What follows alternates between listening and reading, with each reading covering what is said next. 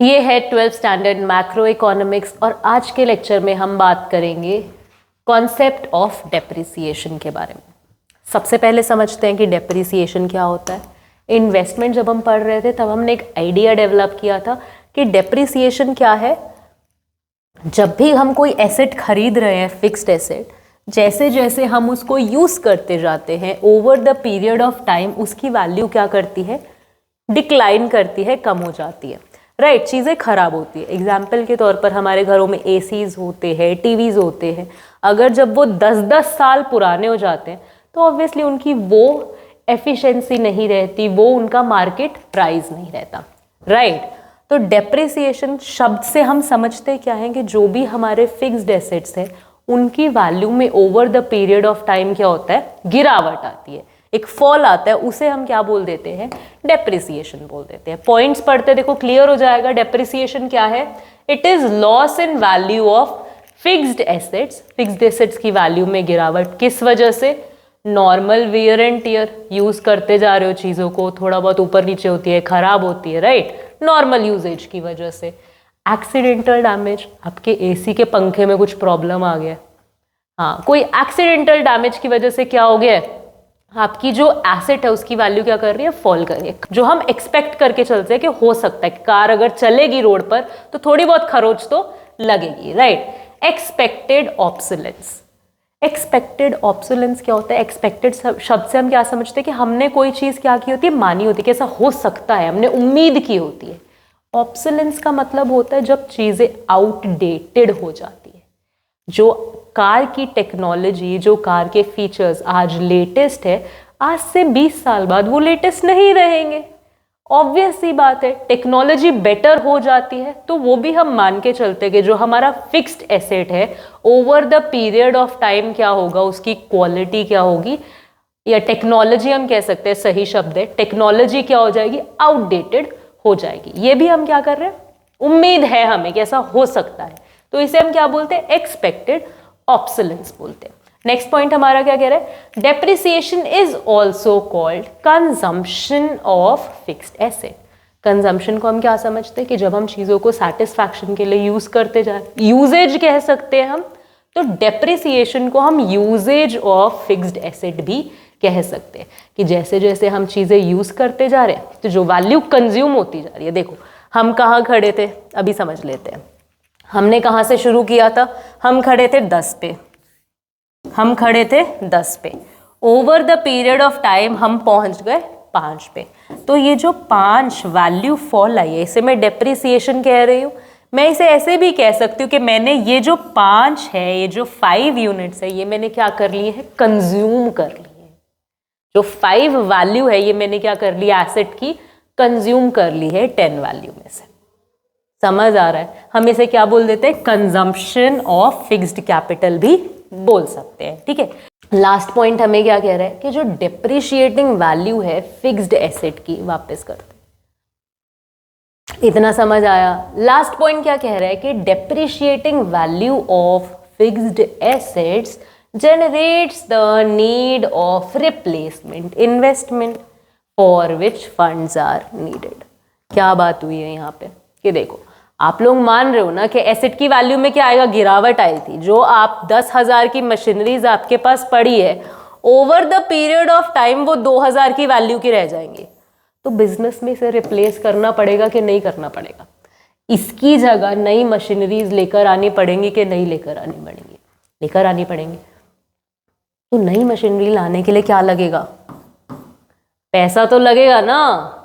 अब वो पैसा, हैवी इन्वेस्टमेंट होती है, मशीनरीज महंगी आती है, कहाँ से लाओगे एकदम से इतना सारा पैसा?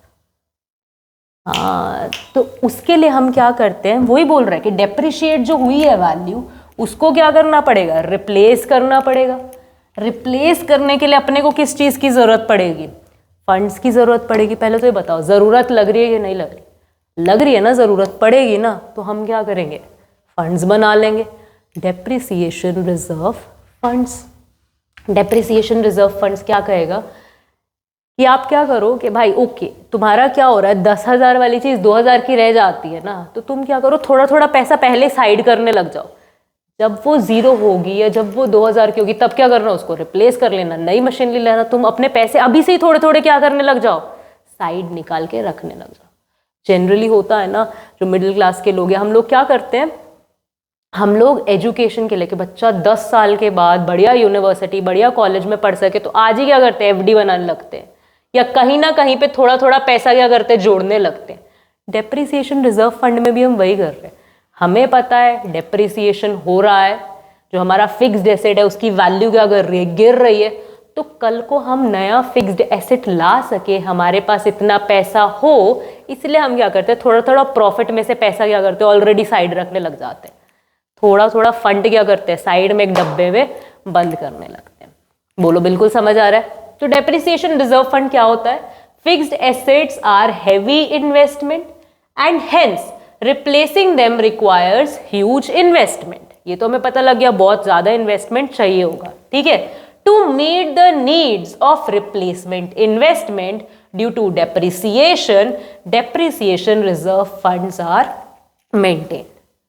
डेप्रिसिएशन हो रहा है, रिप्लेसमेंट इन्वेस्टमेंट की जरूरत है, इसीलिए हम क्या करते हैं, डेप्रिसिएशन रिजर्व फंड मेंटेन कर रहे हैं, right. Lack of depreciation reserve funds imply lack of replacement investment. अब आप कह रहे हो नहीं बनाऊंगा यार मैं डेप्रिसिएशन रिजर्व फंड, तो दिक्कत क्या आएगी, वो बता रहा है। दिक्कत ये आएगी कि अगर आपने फंड साइड पे ना निकाल के रखा, तो जब उसको रिप्लेस करने की बारी आएगी, जब नए मशीनरी लाने की बारी आएगी, तब आपके पास पैसे नहीं हुए तो आप उसको रिप्लेस नहीं कर पाओगे। उससे होगा क्या कि आप एक आउटडेटेड टेक्नोलॉजी से सामान बना रहे हो, यानी कि अच्छा प्रोडक्शन नहीं कर रहे हो, एफिशिएंटली जितना बढ़िया प्रोडक्शन हो सकता है उतना बढ़िया प्रोडक्शन नहीं कर रहे हो, तो आउटपुट क्या करेगा, इकोनॉमी का डिक्लाइन करेगा। वही लिखा है, it would affect the whole economy. बोलो किसको बात समझ आ रही है, जरूरत समझ आ रही है डेप्रिसिएशन रिजर्व फंड बनाने की।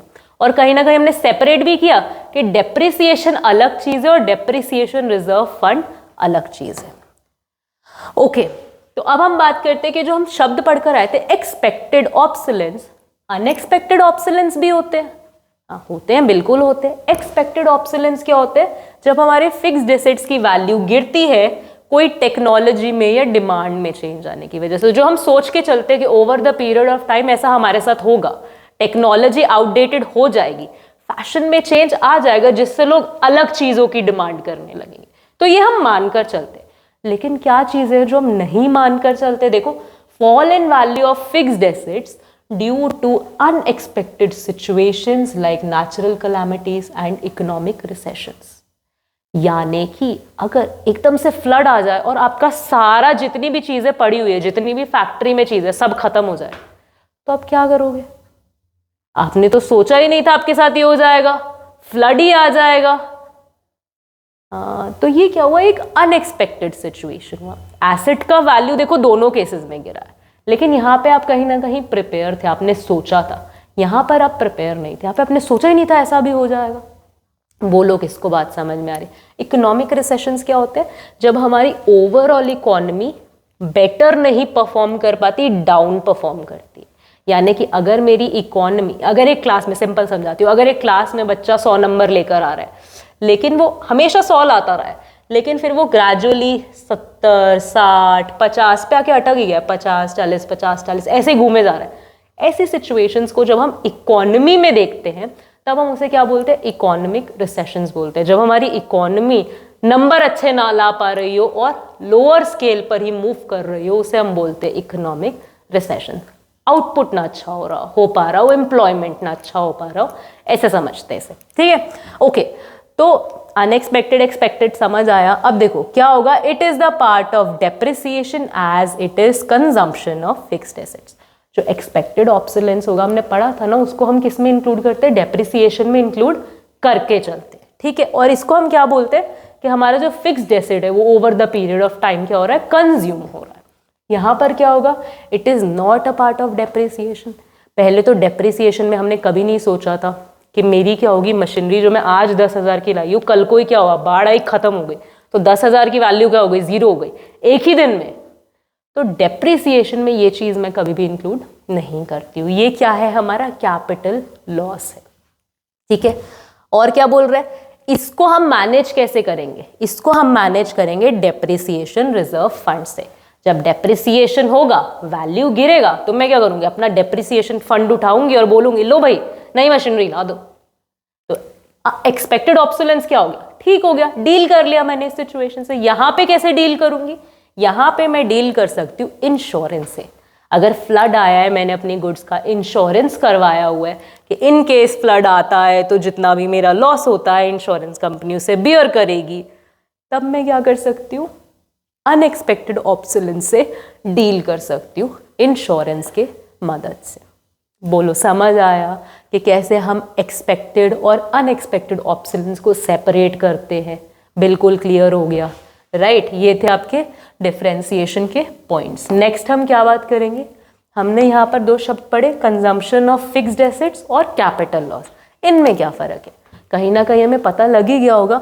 कंजम्पशन में क्या बात होगी? जब हम एसेट्स को over the period of time use करते जा रहे हैं तो उनकी वैल्यू क्या हो रही है? रिड्यूस हो रही है। कैपिटल लॉस क्या होगा? आपके पास जो एसेट है उसकी वैल्यू खत्म। आपके पास 10,000 का एसेट है, अगले दिन बाढ़ आई है एंड आपके एसेट का वैल्यू 0। आप ये जो लॉस जो आपने सोचा नहीं है, जब आप इसे फेस करते हो, इसे बोलते हैं कैपिटल लॉस। आपने बिजनेस में 10,000 रुपये डाला था, आप मशीनरीज लेकर आए थे, फ्लड आया, 10,000 रुपये खत्म, तो आपकी जो कैपिटल थी वो क्या हो गई? बिजनेस की रिड्यूस हो गई, लूज हो गई, राइट? कैसे पॉइंट डिफरेंशिएट करते हैं? Loss in value of fixed asset as it is used in the process of production. Usage की वजह से जो क्या हो रही है? फॉल आ रहा है एसेट्स की वैल्यू में। यहाँ पे क्या हो रहा है? Loss in value of fixed assets when they are not in use.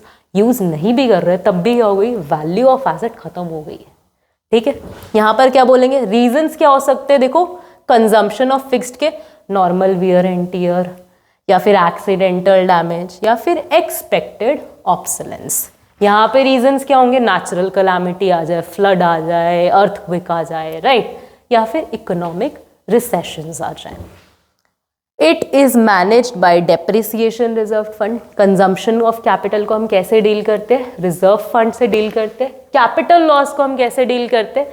Insurance से डील करते हैं। बोलोगे इसको बिल्कुल समझ आ गया?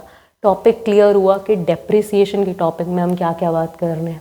चलो अब हम सैटरडे को मिलेंगे एंड जितने भी टॉपिक्स पे अभी तक हम बात कर चुके हैं उससे रिलेटेड 1 वर्ड क्वेश्चंस डिस्कस करेंगे। साथ साथ में आप कमेंट सेक्शन में आंसर्स ड्रॉप करते जाना। आपका भी एक चैप्टर क्विक चेक हो जाएगा कि जहां तक हमने पढ़ा है आपको समझ आया कि नहीं आया, या वीडियोस फिर देखने की जरूरत है। मिलेंगे जल्दी, तब तक के लिए हैव अ गुड डे।